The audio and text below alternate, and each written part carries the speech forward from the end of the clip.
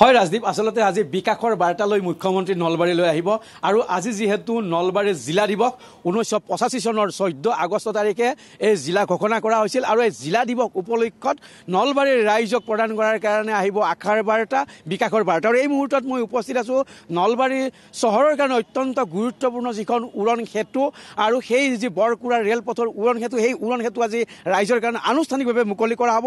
এইখন সেই উৰণ সেতু দীৰ্ঘ সময়ৰ অন্তত বহু আকাংক্ষাৰ এই উৰণ সেতু আজি ৰাইজৰ কাৰণে মুকলি কৰিব মুখ্যমন্ত্ৰী হিমন্ত বিশ্ব শৰ্মাই। 11 বজাৰ লগে লগে নলবাৰীত আহি উপস্থিত হ'ব মুখ্যমন্ত্ৰী হিমন্ত বিশ্ব শৰ্মা আৰু এই বৰকুৰাৰ এই যিখন উৰণ সেতু প্ৰায় 7 বছৰ কাল নিৰ্মাণ কাৰ্য চলোৱাৰ পিছত আজি আনুষ্ঠানিকভাৱে মুকলি কৰা হ'ব। মই সমগ্ৰ দৃশ্য দেখুৱাব বিচাৰিছোঁ এই যিখন উৰণ সেতু আৰু এই উৰণ সেতুখনৰ নাম ৰখা হৈছে কুমাৰ ভাস্কৰ বৰ্মা উৰণ সেতু। প্ৰায় 70 কোটি টকা ব্যয় সাপেক্ষে নিৰ্মাণ কৰা হৈছে এই উৰণ সেতু। প্ৰাক্তন বিধায়ক অশোক শৰ্মাৰ দিনত শিলান্যাস কৰা এই যিখন উৰণ সেতু, এই উৰণ সেতুৰ আজি ৰাইজৰ কাৰণে মুকলি কৰিব মুখ্যমন্ত্ৰী হিমন্ত বিশ্ব শৰ্মাই। ইয়াৰ সমান্তৰালকৈ নলবাৰীত আন এখন নতুন শিলান্যাস ঘগ্ৰাবাদ ব্যয় সাপেক্ষে সেই যে উৰণ সেতু, সেই উৰণ সেতুৰ আজি আধাৰশিলা স্থাপন কৰিব, শিলান্যাস কৰিব মুখ্যমন্ত্ৰী হিমন্ত বিশ্ব শৰ্মাই। সমান্তৰালকৈ 19টা তেনেকুৱা প্ৰকল্পৰ শিলান্যাস কৰিব আৰু 8টা প্ৰকল্প আজি উদ্বোধন কৰিব। এয়া হৈছে বিকাশৰ বাৰ্তা আৰু এই বিকাশৰ বাৰ্তালৈ মুখ্যমন্ত্ৰী হিমন্ত বিশ্ব শৰ্মাই গৰ্ডন উচ্চতৰ মাধ্যমিক বিদ্যালয় খেলপথাৰত ৰাইজক সম্বোধন কৰিব আৰু একেলগে কেইবাটাও প্ৰগ্ৰেম তেওঁ শিলান্যাস আৰু উদ্বোধন কৰিব, আনুষ্ঠানিকভাৱে উদ্বোধন কৰিব। তাৰ ভিতৰত যদি চাওঁ আমি অত্যাধুনিক ক্ৰীড়া প্ৰকল্প, গৰ্ডন উচ্চতৰ মাধ্যমিক বিদ্যালয়ত যি অত্যাধুনিক ক্ৰীড়া প্ৰকল্প, সেই ক্ৰীড়া প্ৰকল্পৰ উদ্বোধন কৰিব। জিলা সমন্বয় কেন্দ্ৰৰ যিটো অত্যাধুনিক কেন্দ্ৰ, সেই কেন্দ্ৰৰ উদ্বোধন কৰিব আৰু নলবাৰী চহৰৰ কাৰণে নতুনকৈ যি ষ্ট্ৰীট লাইটৰ ব্যৱস্থা গ্ৰহণ কৰা হৈছে সেয়া আজি শিলান্যাস কৰিব। এই ধৰণে কেইবাটাও যি প্ৰকল্প, মুঠ 19টা প্ৰকল্পৰ তেওঁ শিলান্যাস কৰিব আৰু 8টাকৈ প্ৰকল্প উদ্বোধন কৰিব। এই যিখন উৰণ সেতু, এই উৰণ সেতুখন আজি আনুষ্ঠানিকভাৱে ৰাইজৰ কাৰণে মুকলি কৰি দিয়া হ'ব আৰু লগে লগে সমগ্ৰ নলবাৰী চহৰৰ কাৰণে এটা গুৰুত্বপূৰ্ণ খবৰ হ'ব। এই কাৰণে যে দীৰ্ঘদিন ধৰি এই সমগ্ৰ পথটো বন্ধ হৈ আছিল আৰু নলবাৰী চহৰত ৰাষ্ট্ৰীয় ঘাইপথৰ পৰা প্ৰৱেশ কৰা এই যিটো মূল পথ, এই মূল পথটোৱে বন্ধ হৈ আছিল। প্ৰায় 7 বছৰ ধৰি এই নিৰ্মাণ কাৰ্য চলাৰ অন্তত আজি এই যিখন উৰণ সেতু কুমাৰ ভাস্কৰ বৰ্মাৰ নামেৰে নামাকৰণ কৰা এই উৰণ সেতু ৰাইজৰ কাৰণে মুকলি কৰা হ'ব আৰু ৰাষ্ট্ৰীয় ঘাইপথৰ পৰা খুব সহজে নলবাৰী চহৰত প্ৰৱেশ কৰিব পাৰিব।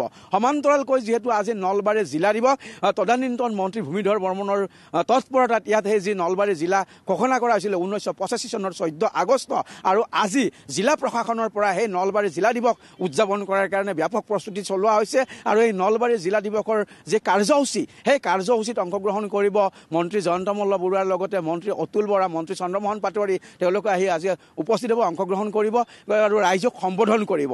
গতিকে আজি সমগ্ৰ নলবাৰীৰ কাৰণে বিকাশৰ এটা দিন, সমগ্ৰ নলবাৰীৰ কাৰণে এটা আশাৰ দিন আৰু সমগ্ৰ নলবাৰী জিলাৰ উন্নয়নৰ এটা বাৰ্তা লৈ যিহেতু মুখ্যমন্ত্ৰী আহিব, নিশ্চয়কৈ আজি নলবাৰীৰ কাৰণে এটা গুৰুত্বপূৰ্ণ দিন হিচাপে বিবেচিত হ'ব।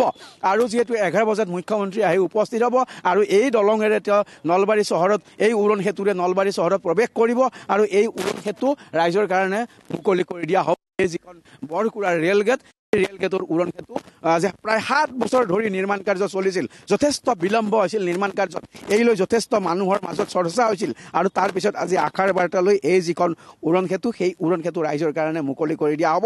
আৰু ইতিমধ্যে এই যিখন উৰণ সেতু সুন্দৰকৈ সজাই পৰাই তোলা হৈছে, ৰঙা কাৰ্পেট পাৰি দিয়া হৈছে আৰু এই ৰঙা দলিচাৰে মুখ্যমন্ত্ৰীক নলবাৰী চহৰলৈ আজি আদৰণি জনোৱা হ'ব। যিহেতু নলবাৰী চহৰৰ কাৰণে কেইবাটাও গুৰুত্বপূৰ্ণ প্ৰকল্প থাকিব, তাৰ ভিতৰত ক্ৰীড়া প্ৰকল্প বা ষ্ট্ৰীট লাইট প্ৰকল্প বা যিটো সমল কেন্দ্ৰ আছে, এইকে ধৰি কেইবাটাও গুৰুত্বপূৰ্ণ প্ৰকল্প থাকিব।